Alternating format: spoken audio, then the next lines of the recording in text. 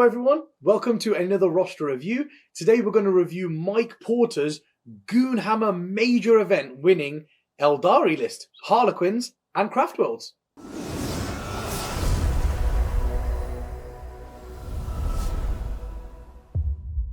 If you haven't already, guys, please hit that subscribe button, notifications bell in the corner over there so you know each time I release one of these videos. And if you enjoy this content and you would like more exclusive content, amazing discounts off our web store, or if you would just like to support the channel, then head over to glasshammergaming.co.uk and join the elite. Right, so let's get into it then. First of all, congratulations to Mike Porter for coming first at the Goonhammer Open, and he did it with an army that we're not seeing win events lately. So I think that's incredible. He was using Harlequins plus Craftworlds combo. Now, I've seen a lot of people use this army to great success, and they've been getting on the podium a little bit and stuff like that. But with Admech, Drakari, and Sisters about, I've not really seen them win a major before. And I think it's incredible that he's done this. Well, I say before, I mean in a while, I've not seen them win. So it's incredible he's done it with this. First of all, let's look at what's in his actual list. So he has got a Soaring Spite Battalion detachment with a Shadow Seer who's got the Veil of Illusion, Twilight Pathways, and Shards of Light.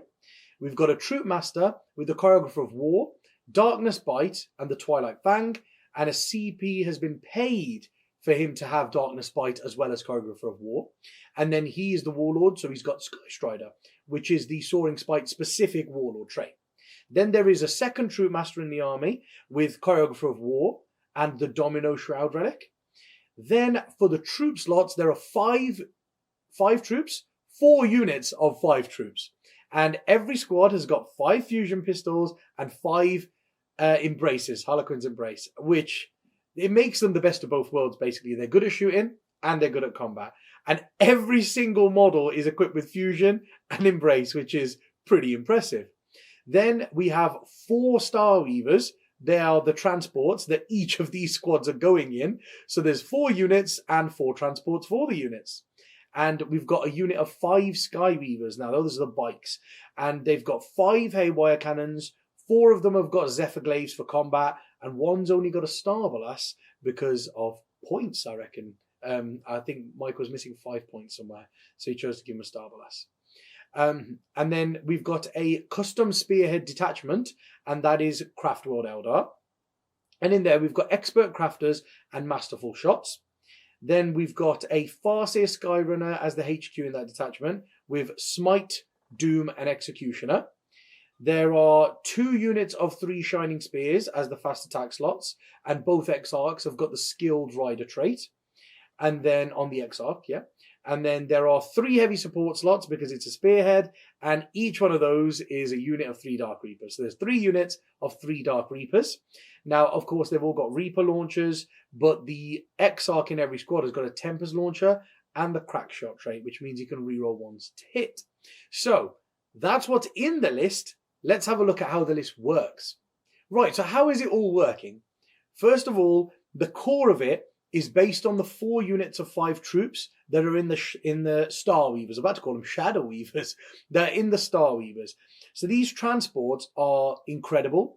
They can automatically advance 6 inches every time they move. They don't have to just go 16 and then roll a dice. They can just automatically go 22 inches. They can count their advances as 6 all the time. And what being Soaring Spite lets you do is you can shoot pistol weapons as though they were assault weapons after advancing, basically. And also, you don't suffer the penalty for firing with assault weapons after advancing. So there's 2 key things there. Your pistols count as assault weapons, and then you don't take the penalty for assault weapons. So it's like a double buff, which is quite nice, especially when the entire detachment there is loaded out with fusion pistols. That's incredible. So essentially, in these 4 boats, you've got 20 fusion pistols that are hitting on 3s even after advancing. Now, the great thing to note about this is fusion pistols have actually only got a 6-inch range. They don't have a 12-inch range, so they're not very, they're not very threatening to something far away usually, but when their transport can just advance 22 inches up the board and then they can shoot 6 inches from there, all of a sudden it is a threat. 28 inches is half the board long ways. The other way, it's less than half the board. When your deployment is 10 inches and then you move 28, that's 38 inches threat range. So you move 22 and shoot, your threat range is 28. That's 38 inches. So they've got to sit in the back 6 inches of their deployment zone in the Dawn of War style mission when you're long edge to long edge, or you're going to shoot them with fusion pistols turn one. That's a massive threat range. So I think the mobility plus just the threat that they have, because like we said, they're both good at shooting and combat, makes them like the core component of the army. So we've just looked at what their shooting does. They can advance and shoot fusion pistols. Now, fusion pistols are strength 8, -4 because they're basically like melter, and they're d6 damage, but they have old melter rules. So you roll 2d6 and pick the highest one for damage. Some might say that's better than the new one. I think it's about the same. So it's still good. It's fairly reliable, which is what I like about it. So that's good. The reliable thing about them is that you can roll 2d6 for damage and pick the highest. Because what's not reliable about them is there's no re-rolls for them in this army, unfortunately. They don't get to re-roll hits, and they don't get to reroll wounds with these anti-tank weapons. So when you're only getting 5 shots a squad, and then you're hitting on 3s, you're like, ooh, that's like 3 hits. Then you're wounding most things on 3s, you're like, well, that's only like 2 wounds. And then you're like, ooh, how many invulns are they going to pass? Do they have an invuln? And if you roll slightly below average, you're going to do like 1 wound to someone, basically. And then they've just got the 1 invulnerable to take or something like that. And that can go very horribly wrong. Like, a unit could end up doing 0 damage in the shooting phase. So you need to have the combat there too. And that's where the embraces come in. Embraces are great in the meta right now. They are strength 4, -3, 1 damage. It's the -3 that's the key thing. Being strength 4 and -3 is big in the meta right now. So the strength 4 really helps against basically anything. I mean, Marines out there, you're wounding them on 4s and putting them on a 6-up save if they just have power armor. But even Vanguard veterans get shot straight up to their 4-up invulnerable, even if they've got storm shields, which is good. So you wound them on 4s. If you're next to a troop master, which there's 2 of in the army, with Choreographer of War, then you'll have full rerolls to wound, wounding on 4s with full rerolls, -3, putting them on their invuln or a 6-up save, 1 damage. You will just blitz through them, which is incredible. Then, if you're playing against sisters are like the perfect target because you put them on a 6-up save and you're wounding them on 3s because they're only toughness 3. And then Drakari, you're wounding Drakari on 3s and it's straight onto their invuln, which for witches is a 4-up invuln and everyone else in the army is like a 6-up invulnerable. So you're actually going to do a lot of damage against Drakari, Sisters, Marines, all the other armies that are at the top, and even Admech. The -3 is the great thing against Admech, because the strength 4 helps. You can wound them on 3s, re-rolling, but there will be that one squad who's sat next to a low guy Manipulus going, we ignore AP 1 and 2, yeah, cool. If you've got kisses and caresses, we could just ignore all that. And then you turn up with embraces and go, I'm -3.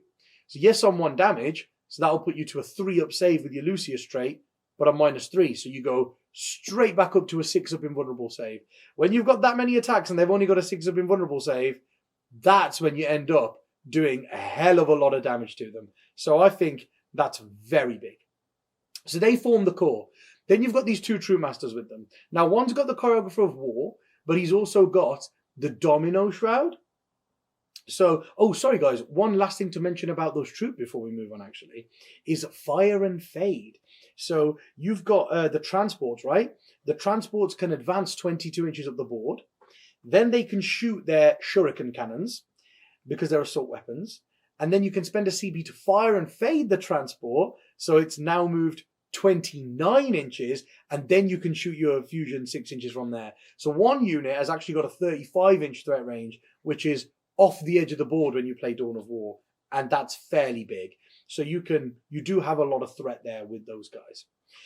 Right, yeah, so the two Troop Masters. One's got just Choreographer of War and the Domino Shroud. So he's just a re-roll to wound battery for the units of 5. And the reason why he's so good with that Domino Shroud is he can jump out with a unit of 5, go to wherever they need to go, and engage on that side of the board with them. They can go in there. They have full rerolls to wound because he stood right next to them.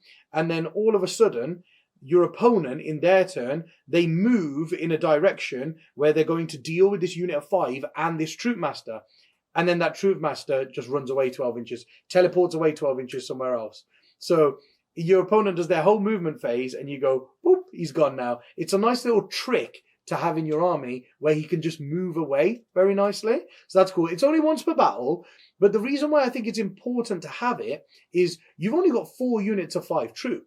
You've got another Troop Master who will be going with 1 unit because he's Choreographer of War. Then this guy can go out with a 2nd unit with Choreographer of War, then teleport away and go in with a 3rd unit. So you can have you can go in 1 unit at a time per turn and play fairly reserved, but every single one of those units, every time they go in, have got someone next to them with Choreographer of War. It's not like I use him once and then he's dead. You get to at least use him twice with 2 different units before he goes down. So that's fairly big. Then we're on to my favourite character, which is the Killy Troop Master. Now, this guy has got a lot of abilities. First on his list of many abilities is, of course, Choreographer of War, which is the same pivotal role as the other one. So he gives full rolls to wound to mask units within 6 inches. But then you pay a CP and you give him Darkness Bite, which means after he's finished fighting, 1 unit that he's made attacks against, you select that 1 unit and they take 2 mortal wounds, just if he's made attacks against them, which I think is amazing because it can just be those last 2 that finish someone off, or it means that if somebody's got a 4 wound character with no invulnerable or something, like a 3-up save and no invulnerable and 4 wounds, then you can put 1 attack into him with your weapon, put him on a 6-up save. If he fails it, he's dead because he takes 2 damage from that and 2 mortal wounds from Darkness Bite after you fight. So essentially you can go into a character in a squad, put 1 or 2 attacks into the character and kill him, and put all your other attacks into the squad and do a good amount of damage, which I think is always a massive benefit. Then his relic is the Twilight Fang. I love this relic. It makes him strength 5, minus 3 AP, and flat 2 damage. Now, it's a decent profile, but it also has another ability where he gets a number of additional attacks equal to the battle round number. So in turn 3, he'll get 3 extra attacks. In turn 5, he'll get 5 extra attacks. Now, say we're in turn 3. He's got 5 attacks base, 6 attacks. He's got 5 attacks base and then plus 3 attacks for the Twilight Fang. Yeah, that's what I was meant to say. So he's got 8 attacks, man. 8 attacks. And because he's got Choreographer of War, it works on all mask units because it's an old aura. So it even affects himself. So he has full rerolls to wound at strength 5 minus 3, 2 damage, and then does 2 mortal wounds once he's finished fighting. So he does a lot of damage, and he can snipe out characters so well. He has a fusion pistol as well, so he can advance and shoot with no penalty. And that Sky Strider Warlord trait, that's incredible. So Sky Strider allows him to disembark from a vehicle after the vehicle has moved. So that's not even normal move, it's just moved. So that transport can move 22 inches in the movement phase, then he can disembark 3, so he's gone 25 inches. Then he can move 8, so that's 33 inches. He can advance, so to a maximum of 39 inches, and then charge from there. Well, shoot his pistol and then charge from there. So he can be an assassin if you need him to be. He can just bomb 39 inches up the board, charge a character, kill him, and then that's fine. He might die after that, but who cares? He's gone and killed a key component of your opponent's army, right? And that's a big thing about him, is he can reach out and take something out. So even if you were to play something like an Iron Hands character Dreadnought, this could be a big way of dealing with it, because he could jump out there, catapult 39 inches up the board, and charge that unit of veterans that are hidden behind a wall, making that Dreadnought untargetable, and then the following turn, that Dreadnought is no longer untargetable, and you can go and gun him down with loads of fusions. So I really like this guy. He's fantastic. Then you've got the Shadow Seer. Now the Shadow Seer has got Twilight Pathways, which lets a mask unit move again in the psychic phase. Then he's got the Shards of Light, which is like a targeted smite, which is great because he gets to smite and then do that, and he could reliably do 2d3 mortal wounds a turn, which is great when you've also got that Doom Seer in the list. And he's got Veil of Illusion as his pivotal role, and the Veil of Illusion is very good. It means when your opponent measures range to shoot you in the shooting phase, they've got to reduce 6 inches off the range of their weapons, or measure an extra 6 inches onto the distance. Whichever way, it shortens the range of their guns by 6 inches, basically, which is fantastic when you're such a fragile army. Then the other thing to mention is those Star Weavers are a little less fragile than they look. When they're next to the Shadow Seer within 6 inches of him, Veil of Illusion works on mask units, not just infantry. So those Star Weavers are reducing 6 inches off the range of your guns, first of all. So you have to get closer to these Star Weavers to try and open them, at which point you're getting very close to troop. Even if you are 24 inches away from a Star Weaver, right? Say you've got melters. So you have a 24-inch range. You have to be within 18 of the Star Weaver to shoot it. Now, if you're within 18 of that Star Weaver, the unit that gets out 3 towards you, they'll be within 15 of you. Then they can move 8, so they'll be within 7 inches of you. Then they can advance. Even if they roll a 1, they'll be within 6 inches of you, and that's a 5 on the dice when they roll a charge. So if they roll a 1 on their advance, they'll only need a 5-inch charge. If they roll like a 4+, it's basically an auto charge. They will charge you and they can't fail. So you have to get close to the Star Weavers with that Veil of Illusion, and then that's where this army becomes very dangerous. And then even when you get close to these Star Weavers to try and open them, they're -1 to hit, and they have a 4+ invulnerable save. So they're not easy to take down. They're deceptively hard. The fact that they're only toughness 5 and have 6 wounds make it seem like it's easy to take them down, but it's actually not, because they're -1 to hit and have a 4+ invulnerable. Then the last unit in this detachment is a unit of 5 Sky Weavers. They're just brilliant. Every time they advance, every time in the movement phase, you just advance them, because the Haywire Cannons are assault weapons, I believe. They may be heavy. If they're heavy, then you can't shoot them. Well, no, you can, because I play them. Sorry, guys. They are definitely assault weapons because I've been using them. But I'm Frozen Stars, so every time I advance, I'm -1 to hit. That's how I've just remembered their assault. Every time I advance, I'm -1 to hit. But because these guys are Soaring Spike, they can advance and shoot normally. So 5 Haywire Cannons can be very dangerous to vehicles when your unit can move 22 inches, fire them with no penalty, and then still charge something because you're Harlequins. I think that's fantastic. The Haywire Cannons are brilliant. Then they've got 4 Zephyr Glaives on them, and they are Strength 4, -2, flat 2 damage. That's a lot of damage. And you've got one ablative guy with a Star Blast who's basically doing nothing in combat.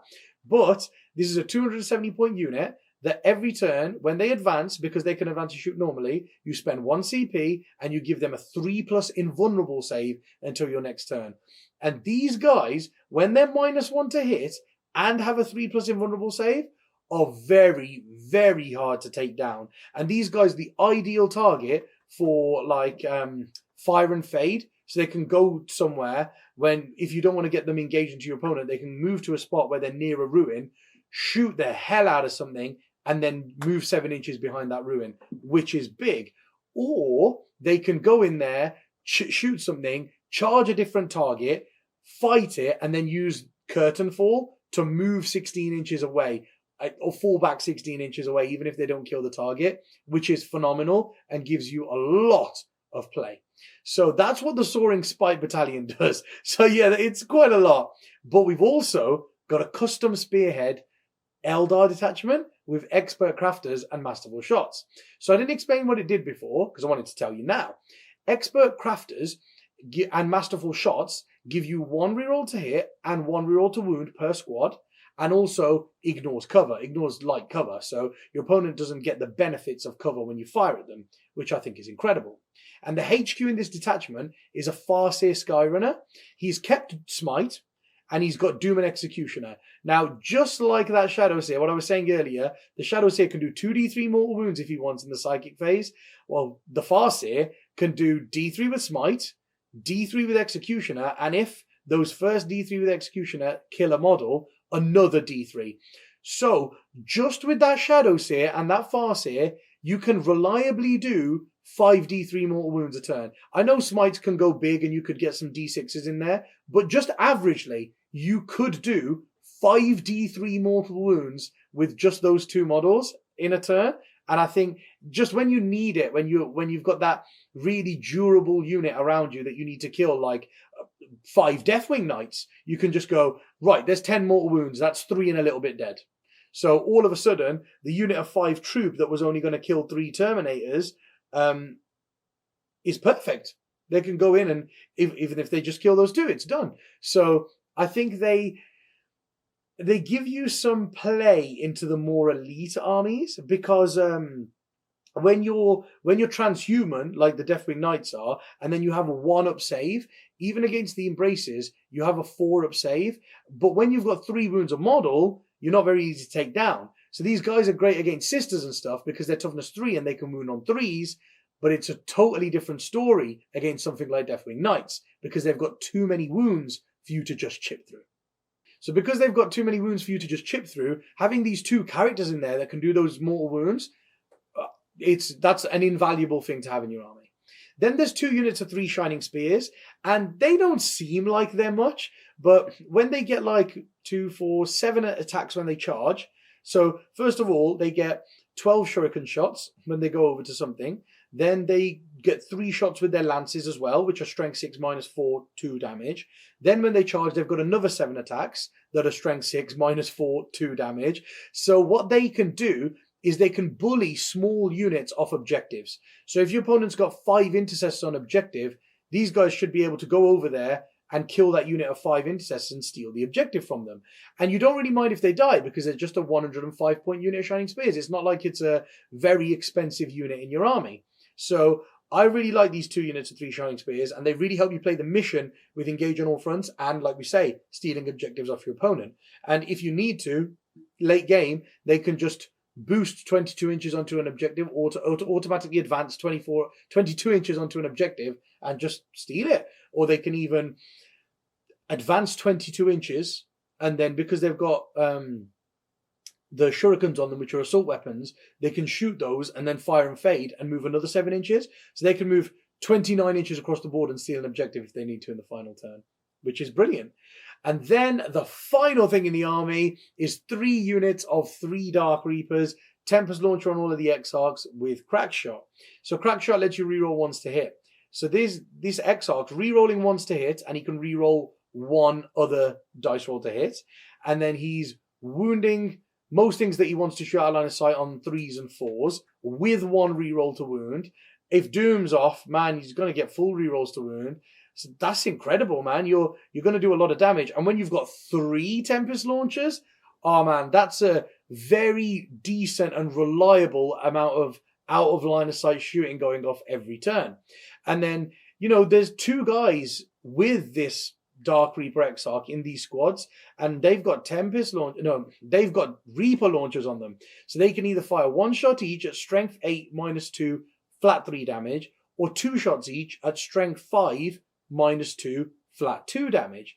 So what you do is you can, if you're playing mainly against an infantry army that's like toughness 3, but there is a threat to your Dark Reapers and you're not going to shoot the other 2 guys that are with your Exarch, then what you can do in that turn is you can go, right, I'm going to shoot the Tempest Launcher first because the rerolls matter more for him from Expert Crafters and Masterful Shots. The 1 reroll to hit and wound matters more for him. But if you're playing against, say, like vehicles, that's one of your biggest threats, is the fact that you've got those 6 extra guys with those 3 Exarchs. You've got 6 more Dark Reapers. They've all got those shots that can be strength 8 minus 2 flat 3 damage. Now, firing those off at vehicles when you've got 1 reroll to hit and 1 reroll to wound is very reliable. So all of a sudden you go, right, now I'm going to shoot the 2 guys first this time because they're hitting on 3s with 1 reroll, and then they're wounding on 3s against most vehicles at toughness 7 with 1 reroll. So they get a lot more reliable then, and then you just fire the Tempest Launcher normally with the reroll 1s to hit from Crackshot. So I think they're a very, very balanced unit that sits there at the back and does what they need to do because they're not even undercosted.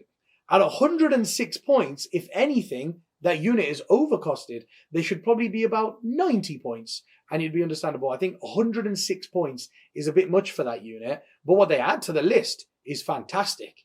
So that's how this list works. We've covered so much of what it can do. Now let's have a look at what it struggles against and how to tackle it. Right, tackling this list then. What does it struggle against and how do we tackle it as well? Now, it might look at first glance that it struggles against hordes, but that is not the case, because you might go, oh, it looks very elite. There's not very many models in this army. It's not going to deal with a horde. Oh my God. When you realize that every troop has 4 attacks, so when a unit of 5 runs into a horde unit, that unit of 5 has got 20 attacks with full rerolls to wound from Choreographer of War. They are actually going to put the pain on stuff. And then you've got these Sky Weavers. Those Haywire Cannons are blast. So if you shoot into a horde unit of more than 10 models, those Haywire Cannons are getting 30 shots. You know, the maximum 6 shots each. So you get 30 shots and then they charge in. And they've got 3 attacks a model at strength 4 -2, 2 damage.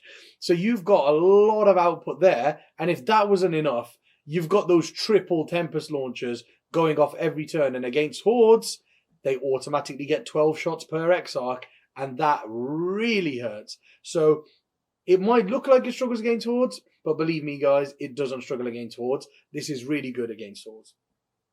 One thing it does struggle against is Admech planes.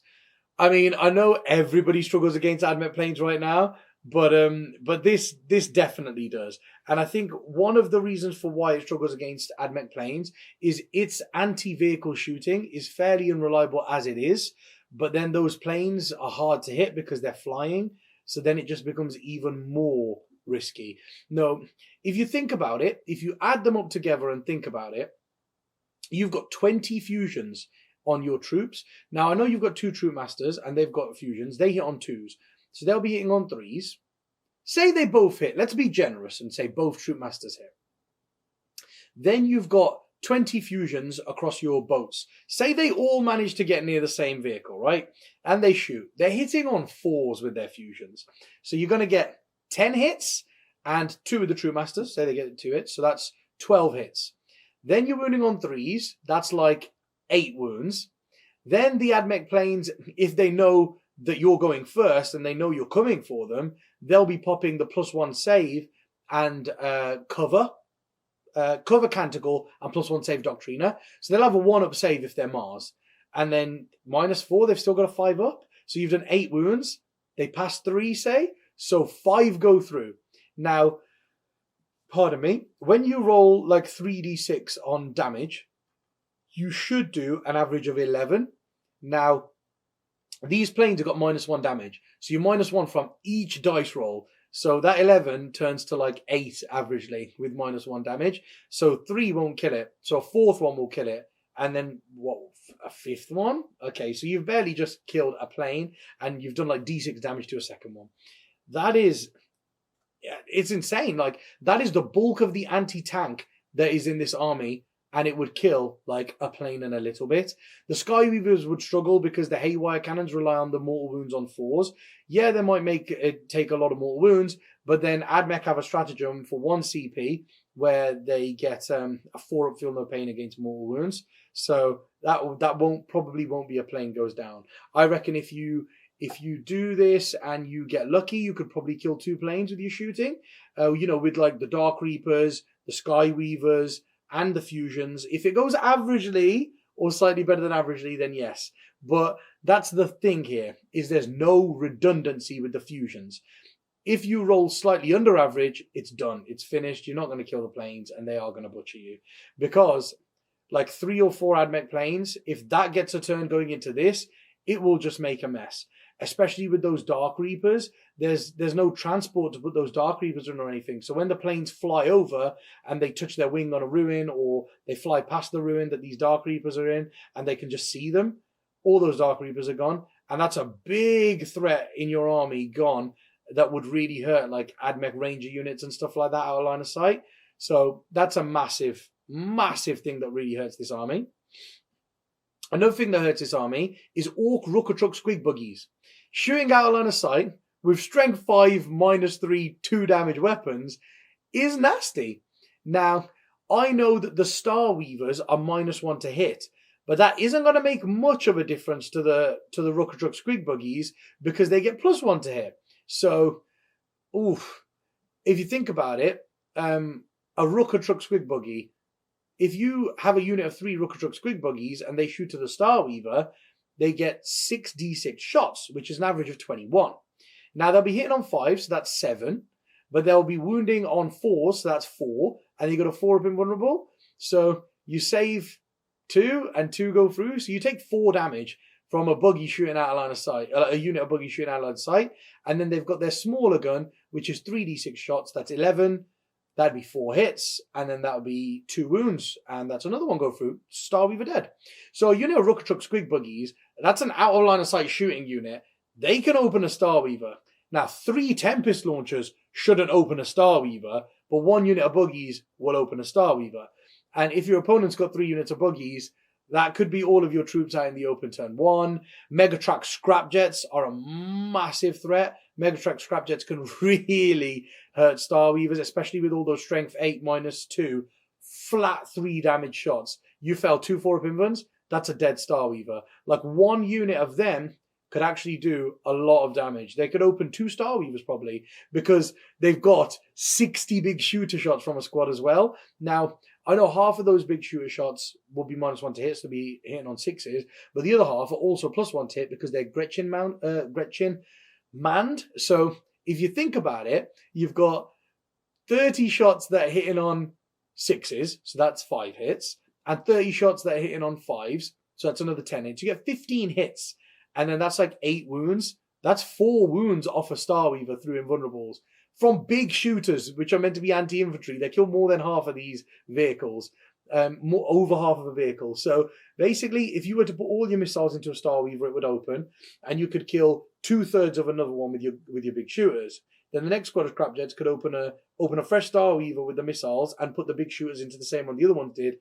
And that's 3 Star Weavers open. And then the Rookatruck Squig Buggies can just kill the stuff that got out. And the Rookatruck Squig Buggies can also kill your Dark Reapers, which are just normally stood in terrain, so they've got a 2-up save.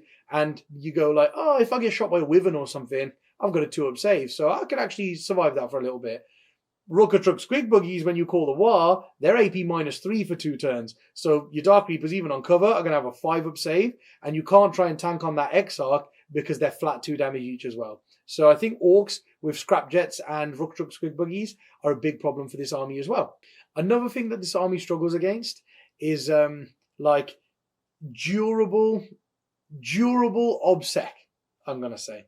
And that is like... the Deathwing Knights are the best example. Not Deathwing Knights, sorry. Deathwing Terminators in pure Deathwing detachments. So, because your Terminators become OBSEC then. It's called the First Company, I believe, the ability. If you've got a full Vanguard detachment, then fully of Deathwing units, then all Deathwing Terminators in that detachment become objective secured. Now, a unit of 5 of them with Storm Shields stood on an objective is very hard for this army to remove. Like, if you send 5 troop into those, you're not going to do much. Like, seriously. First of all, with your fusions, you should get 3 hits averagely anyway, but then you're winning on 4s because they're transhuman all the time. So you'll get 1, maybe 2 wounds, and then they've got a 4-up invulnerable. So you'll do 0, maybe 1 goes through. So you can maybe kill a Terminator with some fusions. And then after that, you're just down to combat. And Embraces are fantastic. But Embraces, you go in there with 20 attacks, you're going to get 14 hits. Wounded on 4s with rerolls is about 10 saves on them. And they've got a 4-up invulnerable. So say 5 go through. That's a Terminator and 2/3 because they've got 3 wounds each. And that's where you struggle. So even if a fusion goes through and kills 1, and then you kill another Terminator and 2/3, you've killed 2 Terminators essentially. 3 of them hit you back with Thunderhammers, and that's going to hurt. You will die, basically. So I think that's a big issue as well, because you can't really commit to sending more units in there for combat purposes, because after you fight with the first one, they'll use 2 CPs and they'll interrupt and they'll fight the other squad that hasn't hit them yet. And then you'll be in even more trouble than you were before. So that's something that could hurt. Now, I know Sky Weavers and Shining Spears can help you out a bit, but I don't know if it's enough.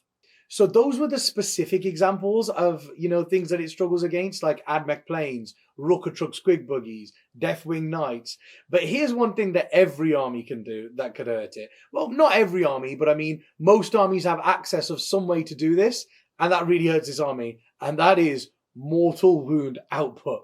The way that these guys survive is that they've all got a 4-up invulnerable, which, that can go bonkers and you could just pass them all. So they've all got a 4-up invulnerable. A lot of them are -1 to hit. Some of them, I believe, can be -1 to wound as well.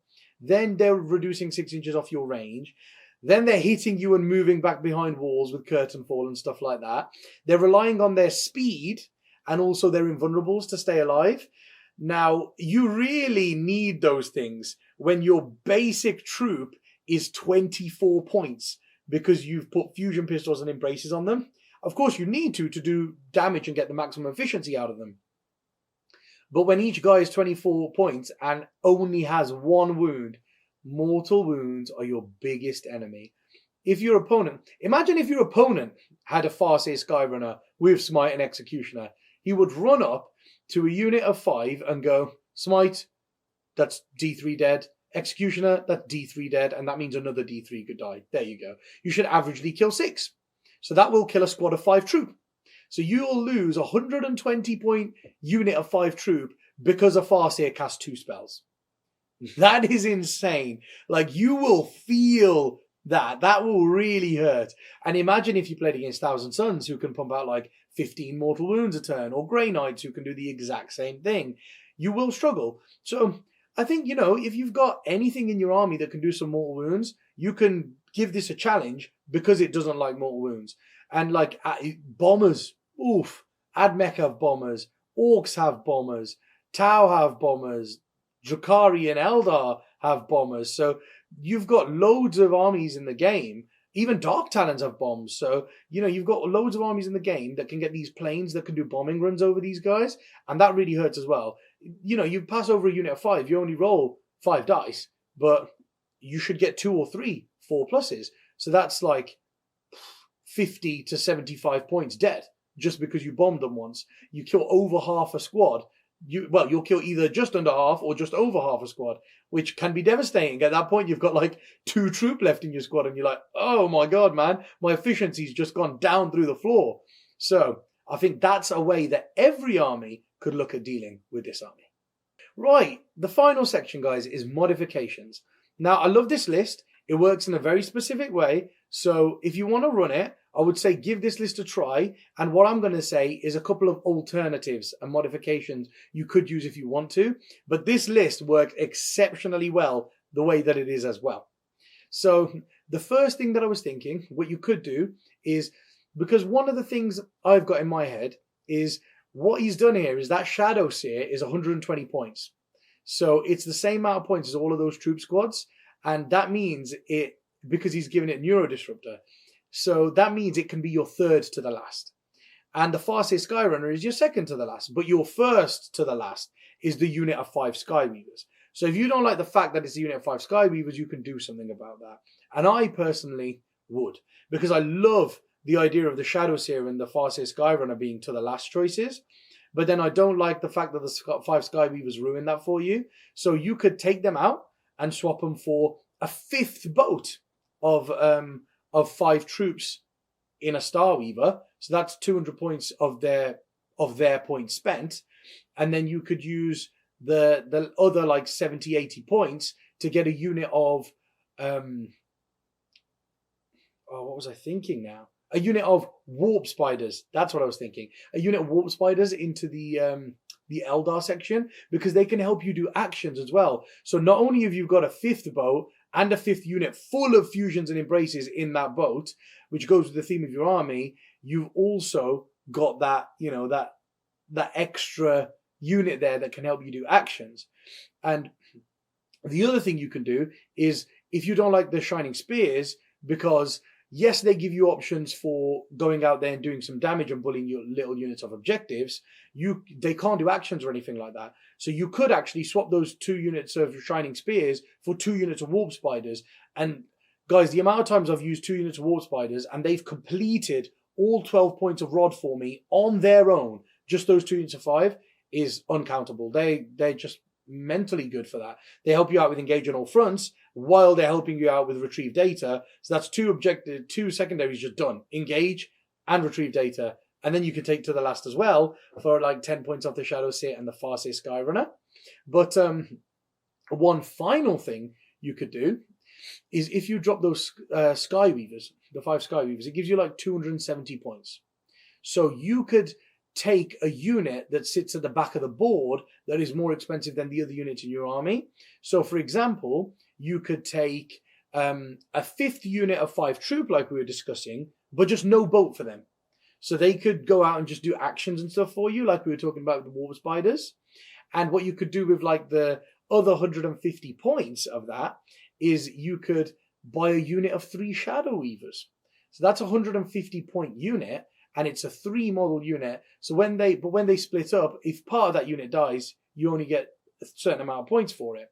But it sits at the back, hidden in a ruin with your Dark Reapers. Not only does it give you an additional 3d6 out of line of sight shots, which helps, but that then becomes your to the last instead of your Skyweavers. So you can have a Farseer who's sat in the middle of everything, a Shadow Seer who's sat in the middle of everything, and then 3 Shadow Weavers who are sat at the back of the board as your 3 to the last choices. All of a sudden, engage on all fronts, retrieve data, and to the last become your standard secondaries in every game and can get you a lot of points. So those are the modifications that I can recommend if you want to try the list out for yourselves. Now, I hope you've enjoyed this roster review. I know I had a lot of fun learning about how this entire army works. So yeah, it's incredible. And there's so many layers to what it can do there, so many tricks it can do. We haven't even covered a lot of the stratagems you can use. That's one thing I would say, guys, is go away and have a look at the stratagems this can do, because it's a lot. So like I say, I hope you enjoyed this episode. If you've watched this far and you haven't already, please hit that subscribe button, notifications bell in the corner over there. Just show your support to the channel, and so that you know every time I release one of these videos. And if you've enjoyed this video and you would like more exclusive content, amazing discounts off our web store, or if you would just like to support the channel, then please head over to glasshammergaming.co.uk and join the elite. And until next week, guys, when I'm back with another army, have fun, stay safe, and play loads of Warhammer 40k. See you later, guys.